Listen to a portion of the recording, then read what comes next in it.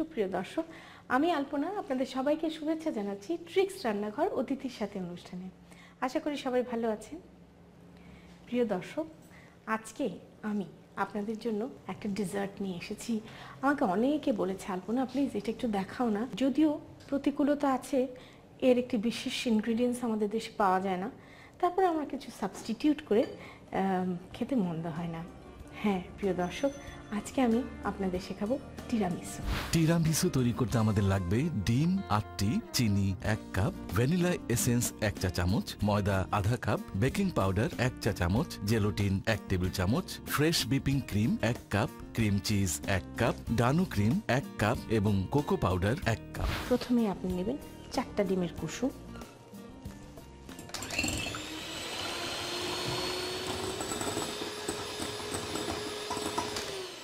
এর মধ্যে আমি দিব হাফ কাপ চিনি, এর মধ্যে দিব 4টা ডিমের কুসুম ও হাফ টিস্পুন ভ্যানিলা।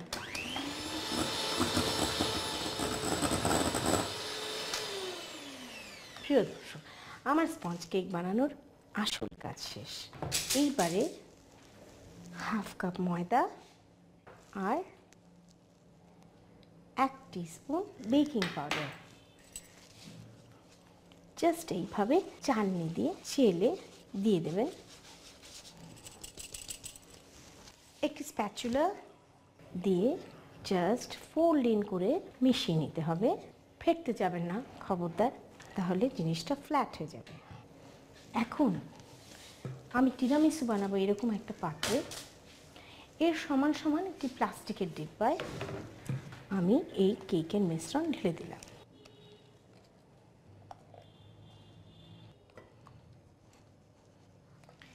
এইবার ডিব্বাটা 4 মিনিটের জন্য মাইক্রোওয়েভে হাই হিটে দিয়ে দিব।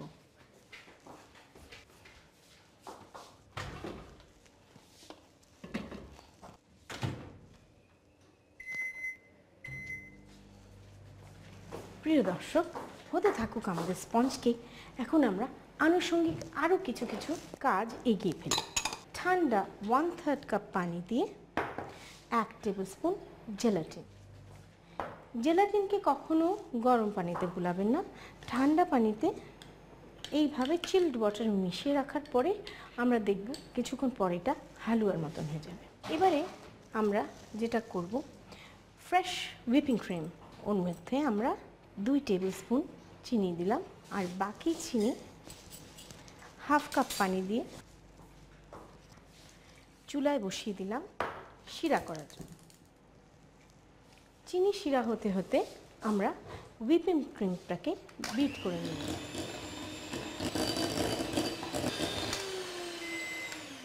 প্রিয় দর্শক, whipping cream, fresh whipping cream whip করার আগে ফ্রিজে রাখলে তা কিছুটা জমাট বেঁধে থাকে এবং তাড়াতাড়ি হুইপ হয়। হুইপিং ক্রিম কখনো বেশি বিট করবেন না, ওভার বিট করলে তা ফেটে ছানা হয়ে যায়। জাস্ট এরকম সফট পিক ওঠার সাথে সাথে আপনার ক্রিম হুইপ করা শেষ।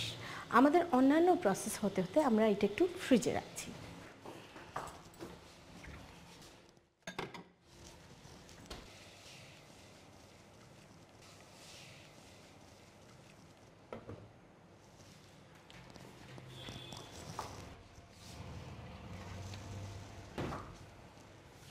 প্রিয় দর্শক, প্রয়োজন অনুযায়ী আমাদের স্পঞ্জ কেক রেডি। এখন আমরা এটাকে ঢেকে 10 মিনিট রেখে দেব। টিরামিসু তৈরি করার সময় এটা লিকুইড থাকে, কাজে চেষ্টা করবেন এই চিজ কেক প্যান, এই বকলেস লাগানো চিজ কেক প্যানের নিচে এরকম একটা ফয়েলের র্যাপ দিয়ে নিতে, যাতে করে লিক হলে যেন সেটা বাটির গায়ে লেগে থাকে। দেখুন প্রিয় দর্শক, আমরা যে জেলাটিন ভিজিয়ে রেখেছিলাম তা কেমন হালুয়ার মতন শক্ত হয়ে গেছে। এখন এটা মাইক্রোওয়েভে 30 সেকেন্ডসের জন্য মেল্ট করতে দিব।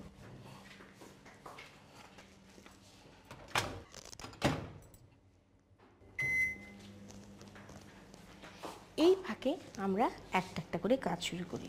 মাস্কারপোনে চিজও এরকম সফট চিজ এবং এরকম ক্রিমি হয়, কিন্তু সেটা সবসময় সহজলভ্য হয় না, ফলে এই ক্রিম চিজ স্প্রেডটা দিলেও কিন্তু খেতে খারাপ হয় না।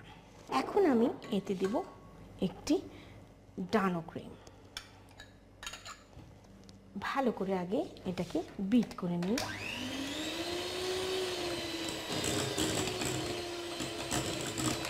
এর মধ্যে দেব একটু ভ্যানিলা।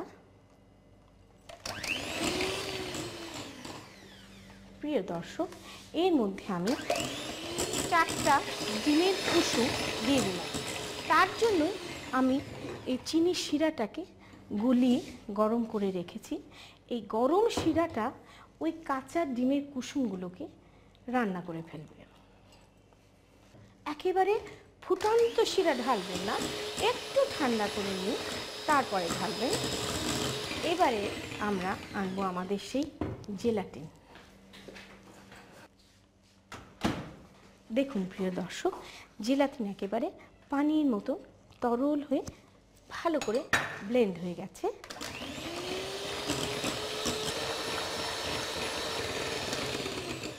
ভালো করে ব্লেন্ড হওয়ার পরে এখন আমরা মেশাবো আমাদের হুইপিং ক্রিম।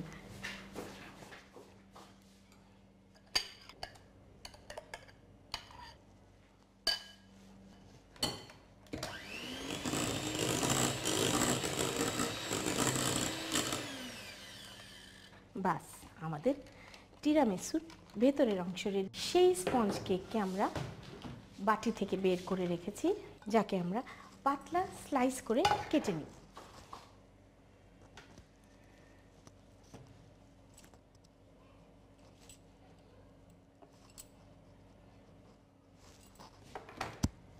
প্রিয় দর্শক, এই কেক প্যানে এইভাবে আমরা একটা লেয়ার বসিয়ে দেব। যদি আপনার মনে হয় একটু বেশি খেপে গেছে, আপনি আরও স্লাইস বের করে নেবেন। এখান থেকে আমরা এইভাবে জাস্ট মেকআপ করার জন্য দিয়ে দিলাম, কোনো ফোকর থাকবে না। এখন আমি যেটা করেছি, জাস্ট আপনি ব্রাশ দিয়েও নিতে পারেন, হাতেও নিতে পারেন, যেভাবে ইচ্ছা। একটু কফি, বয়লিং হট ওয়াটারের মধ্যে একটু কফি দিয়ে চিনি দিয়ে জাস্ট একটু ড্যাব করে দেব। আপনি কিন্তু বেশি কফি দিতে যাবেন না, একটা হালকা কফির কিক থাকবে এই টিরামিসুতে। এইবারে ব্লেন্ড করা অর্ধেকটা এর মধ্যে ঢেলে দিব।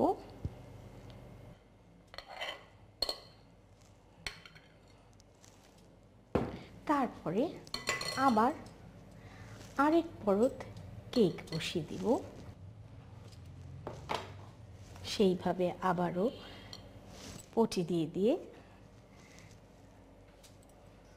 জাস্ট একটু মেক ওভার, অনেকটা শ্রিঙ্ক করে যায়, তখন সাইজের হেরফের হয়, বা তাতে কোনো ব্যাপার নয়। আপনি জাস্ট এরকম একটু কেক ভেঙে ভেঙে এবার আমরা ঢেলে দেব বাকিটুকু।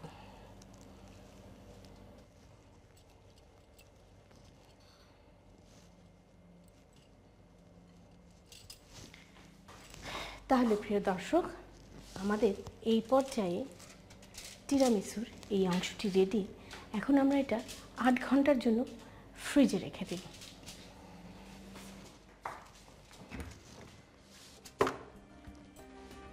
প্রিয় দর্শক, তাহলে আমরা ফিরে আসছি 8 ঘন্টা পর। চলুন তাহলে দেখি আমাদের টিরামিসুর কি অবস্থা।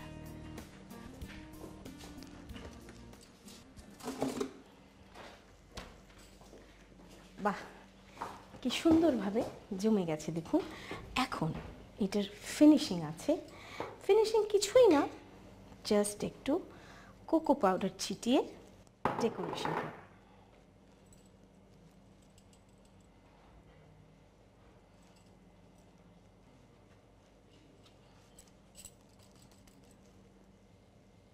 এখন আমি এটাকে বের করব।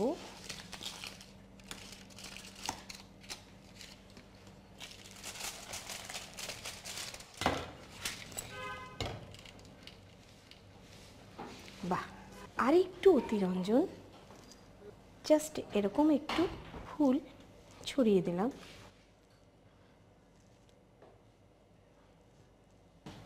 প্রিয় দর্শক, হলো তো, আপনাদের জন্য তৈরি হয়ে গেল টিরামিসু।